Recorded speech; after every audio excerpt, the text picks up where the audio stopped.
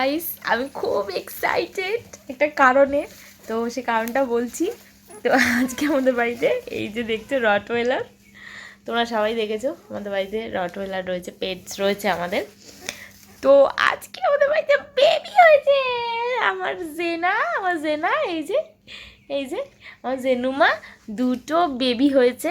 তো চলো তোমাদেরকে দেখাচ্ছি, যে এটা তুলে দেখাও তো, তোলো দেখো, দুটো বেবি হয়েছে, একটা ছেলে আর একটা মেয়ে। এই যে এই যে ওয়াও, সবে হয়েছে, এই কিছুক্ষণ হলো হয়েছে, এই ঘন্টা 1-1.5 ঘন্টা মতন হবে এই একটা। আর এই যে এই একটা